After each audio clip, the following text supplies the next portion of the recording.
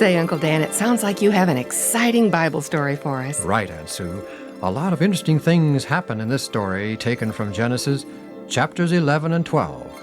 I call it The Call of Abraham.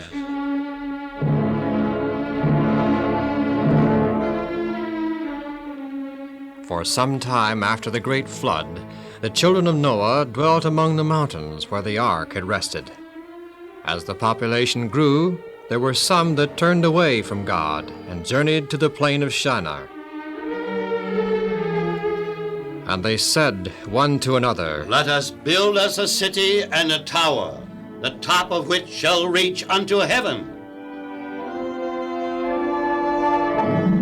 And the Lord came down to see the city and the tower. And the Lord was displeased and said, Let us confound their language, so that they may not understand one another's speech.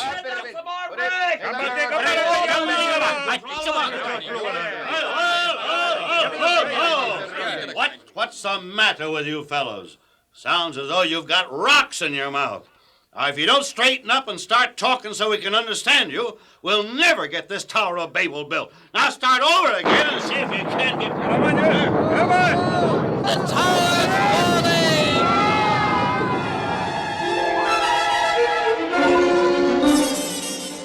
Thus the people that had revolted against God were scattered abroad upon the face of all the earth. But Noah, with his son Shem, remained true and faithful.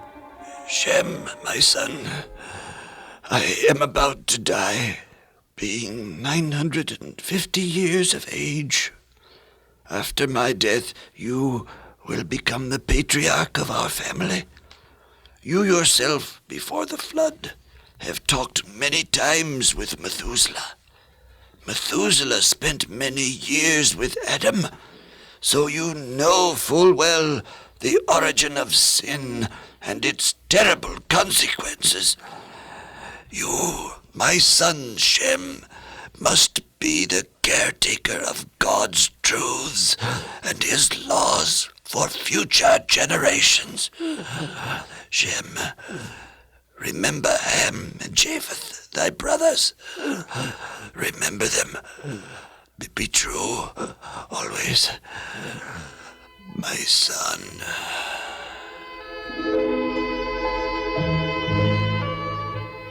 And all the days of Noah were 950 years, and he died. Not long after the death of Noah, a very important event took place in the household of Terah. A son was born. Ah, a boy. A son. I shall call him Abram. Abram? That means the Father is exalted.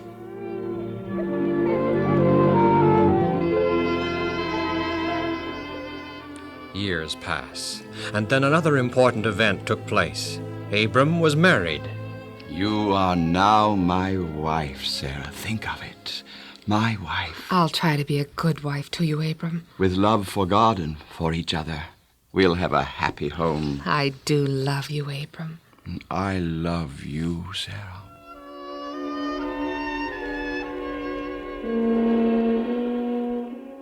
Now Abram had two brothers, Nahor and Haran, all sons of Terah. And Haran died in the land of his nativity, in Ur of the Chaldees.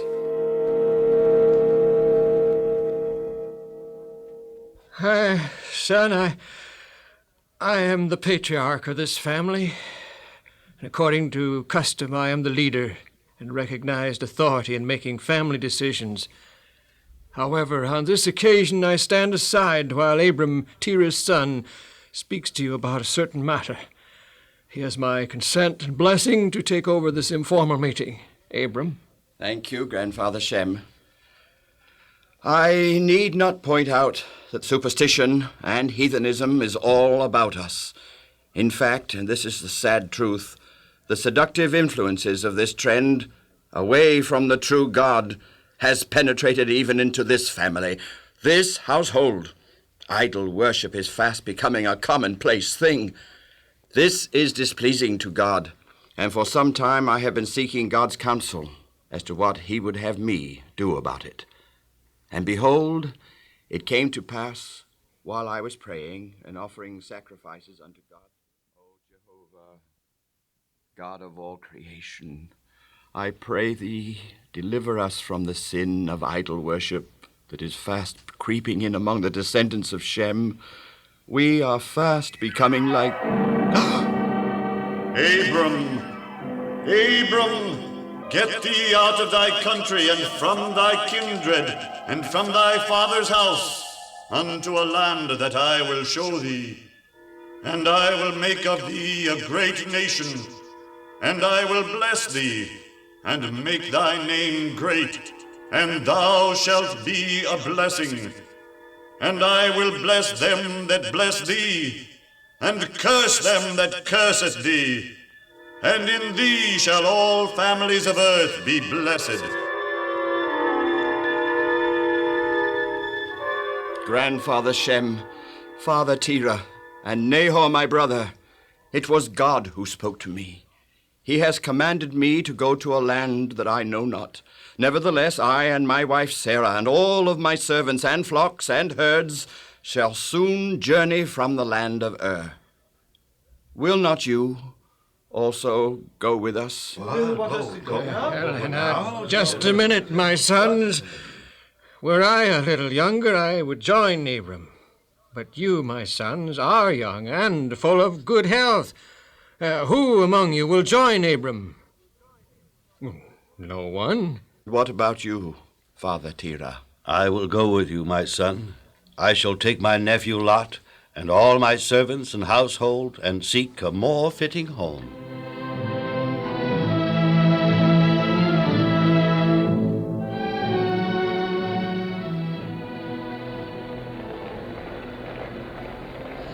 I hope, my husband, that you're doing the right thing, leaving Ur like this. Sarah, dear, I am sure of it. God is leading, we will follow. He will show us a better land, a place where we can worship him undisturbed. Perhaps there is no such place, Abram. No such place in all the world. You must remember, dear, that we in Ur were only a very small part of the descendants of Shem. What about the descendants of Ham and Japheth? At the destruction of the Tower of Babel, they were scattered abroad over the entire earth. Why, by this time they'll have multiplied and become many in all corners of the earth. Perhaps. Yet we must not question God's leading.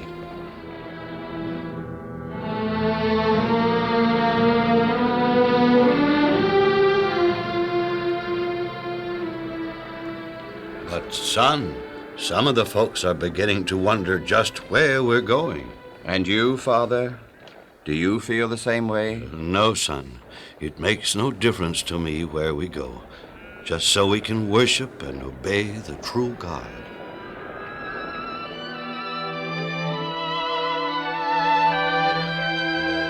Abram, your father wants to see you. Is there anything the matter with him? I don't think so. I guess he just wants to talk to you before we leave camp for the day's journey, that's all. Where is he? He's down by the brook, near that large tree.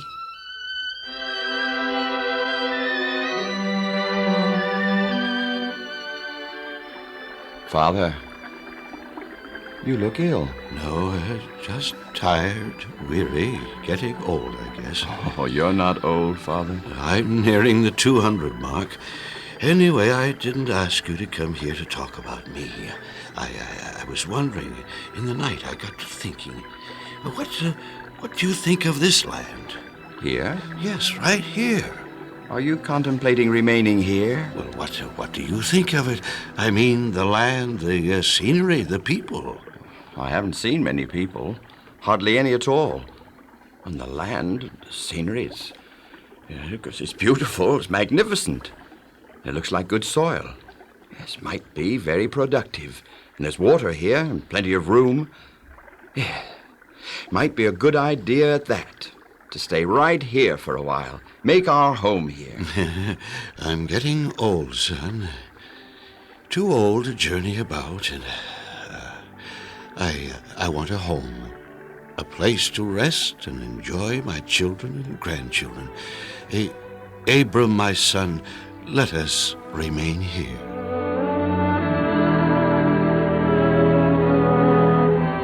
And so for a time, Abram, with his father Terah, dwelt in this place called Haran.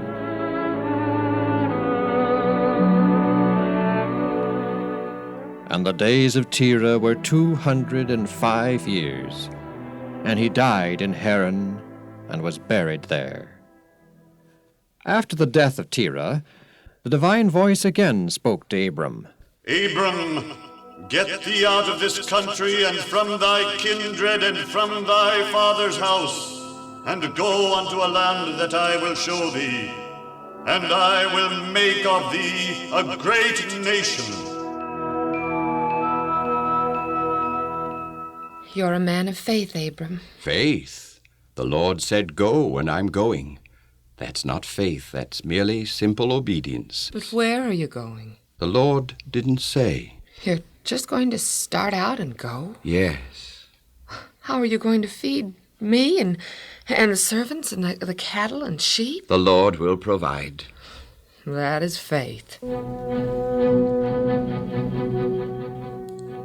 And Abram departed as the Lord had spoken, and he took with him Sarah his wife, Lot his nephew, and all the substance they had gathered, also all the souls they had gleaned in Haran.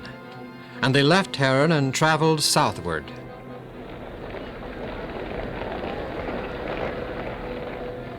For days and days they traveled, farther and farther south, until finally they came upon a beautiful and fertile valley set between two mountains. Are we going to live here? Well, we'll camp here for a few days. Abram, look at the valley.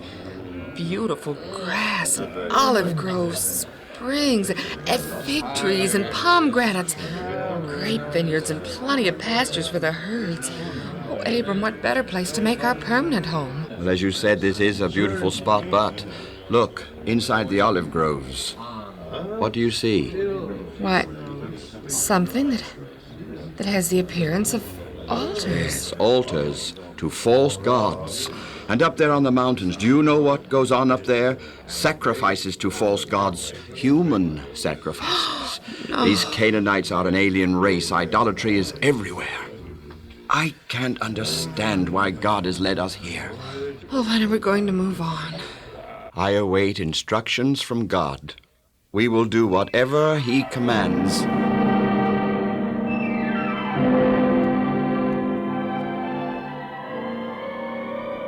Abram, unto thy seed will I give this land.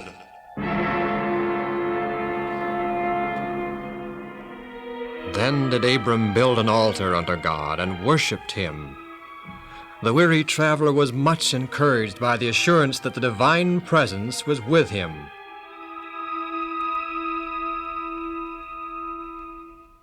And Abram removed from thence and journeyed, going on still toward the south. And a great famine came unto the land. But, Abram, I'm hungry. Everyone is. Even the flocks and herds are suffering for lack of food. I think we ought to go back to Haran. God brought us here, and here we should remain. But you can't let us starve, Abram. The entire camp is watching you, Abram, to see what you'll do. God won't let us starve, Sarah dear. No, not if we go where there's food, back to Haran. And you'd take us back there if you truly loved us, Abram. Sarah. We would. Sarah. Don't love me. I do love you.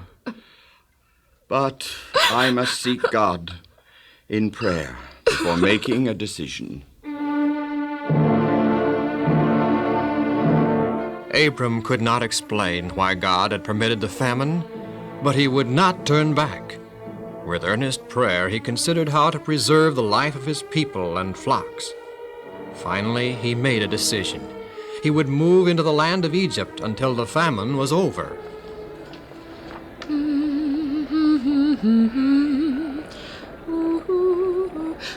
Abram? Abram? Oh, yes, Sarah? Something troubling you? Sarah, do you really love me? Of course I do, Abram. Very much. Enough to save my life? Save your life? From what? From the king of Egypt. Oh, I'm Abram. serious, Sarah dear. When King Pharaoh sees you, he'll want you, and wanting you, he'll get you. You know how kings are. They get what they want regardless. And if the king discovers that you are my wife, he'll find some way to kill me so that he can take you. Oh, I'm sure you're worrying uselessly, Abram. The king isn't so... Please, Sarah, Please what? listen to what I'm going to suggest you do about it.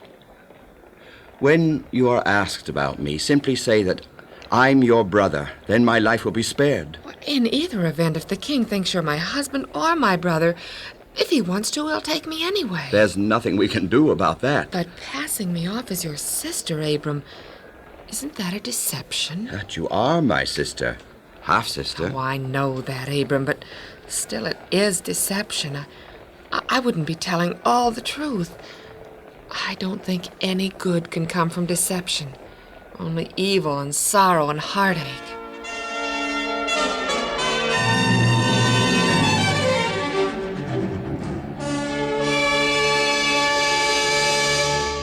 Abram, prince of Canaan, to see his majesty, great monarch of all Egypt, son of the gods and benefactor of mankind. Prince Abram, come forward. Long live the king.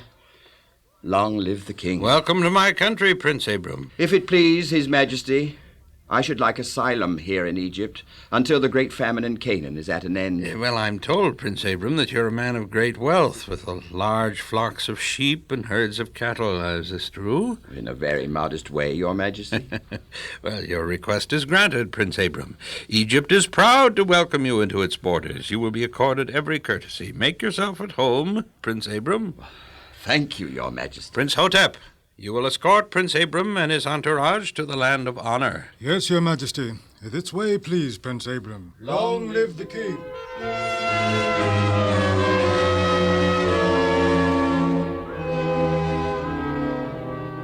Prince Hotep, to see his majesty, great and mighty monarch Come of all forward, Egypt. Prince Hotep. Long live the king.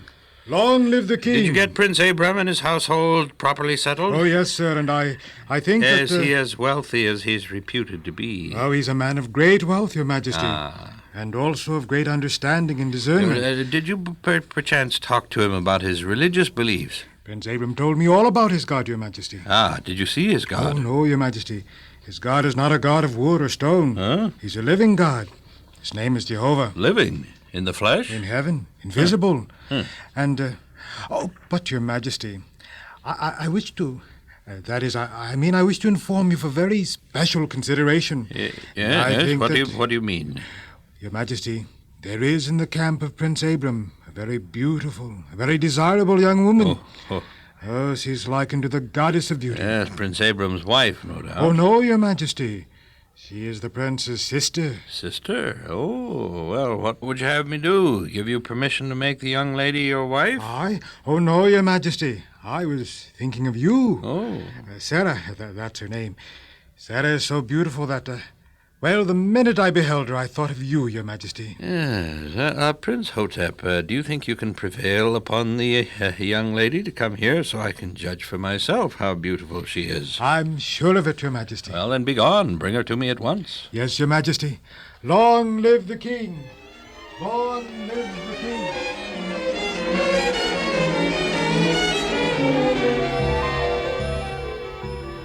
What will I do, Abram?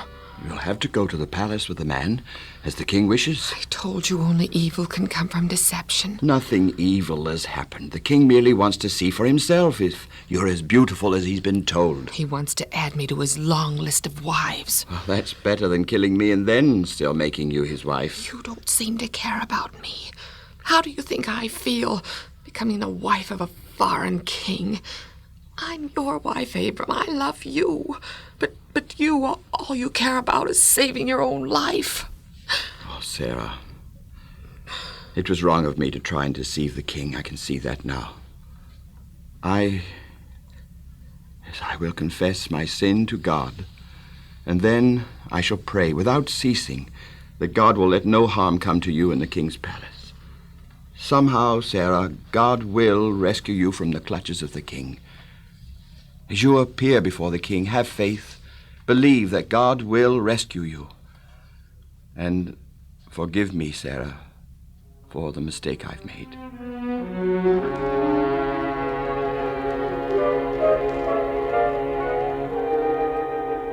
Now, Princess Sarah, you remain right here for a moment while I step in before the king to announce your arrival. I understand, Prince Hotep.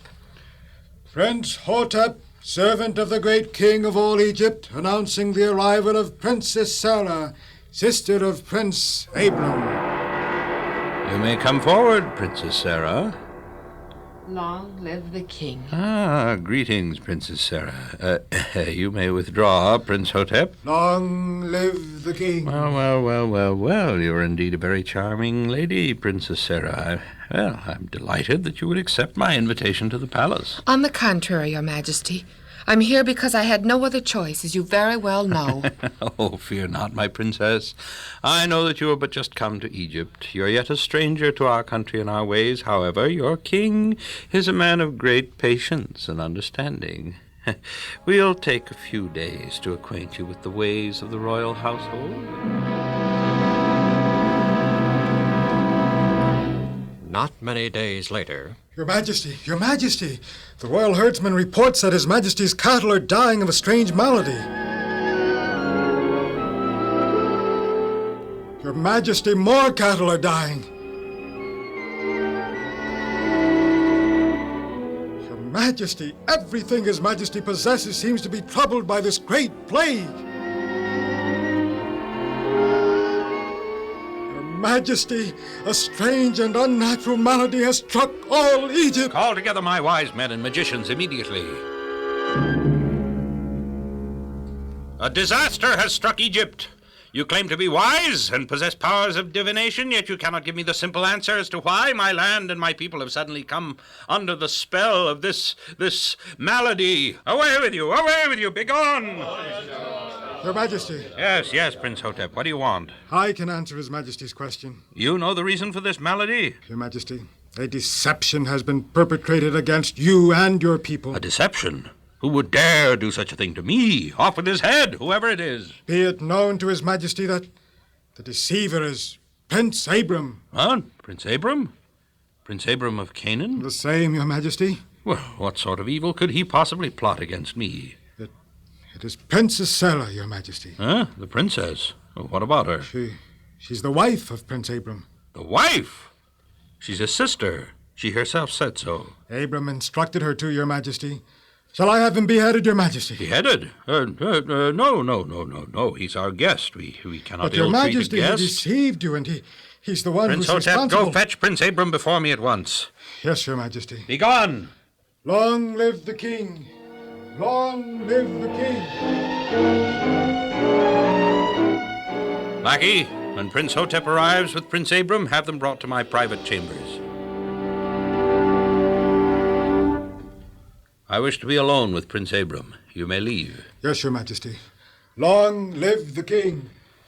Prince Abram, you deceived me, didn't you? Yes, I did, Your Majesty. Then it's true that Sarah's your wife, not your sister. She is my half-sister, Your Majesty. Yes, but she's also your wife. Yes, Your Majesty. Prince, you're here in Egypt as a guest. Now, we feel responsible for your safety and welfare. I cannot let harm come to you, but I'm very disappointed in you. You deceived me. Almost let me make the grave mistake of marrying Sarah when she already has a husband. Why have you done this to me? Why? I shouldn't have, Your Majesty. Well, I'll tell you why. Princess Sarah's very beautiful. You knew I'd desire to take her to be my wife, and you were fearful that I'd take your life. That doesn't speak very highly of your opinion of me, does it? I'm sorry, Your Majesty. Sorry? Being sorry doesn't make up for the plagues that have stricken my cattle and my household, does it? No, Your Majesty. Does the God you worship condone deception? No, Your Majesty. Well, then why did you do it?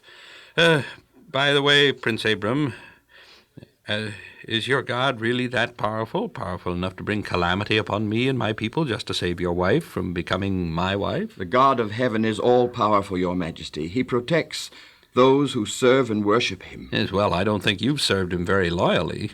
I have confessed my sin, Your Majesty. God has forgiven me. Yes, well, I'm not your God, and I can't forgive you.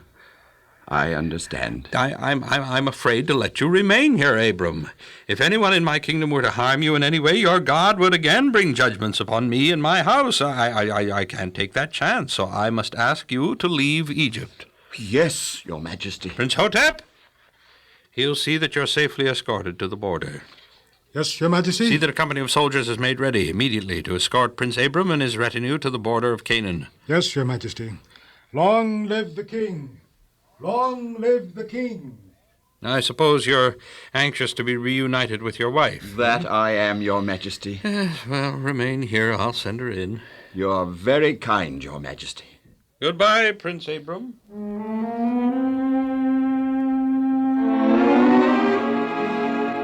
Sarah. Abram. Oh, Abram. Oh, Sarah, darling. Oh, don't cry. We're together again and everything's all right. What about the king? He knows that you're my wife, and he graciously restored you to me. But he has ordered us to leave Egypt immediately. Abram, I told you that nothing good can ever come from a lie. Not even a little white lie.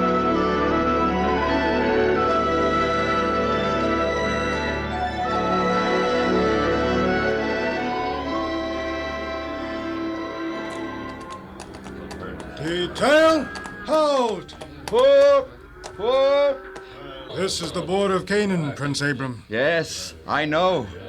And I'm very grateful to you and to your king for this kindness.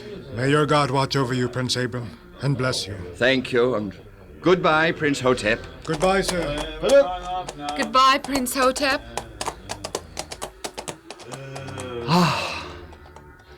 Back in Canaan again.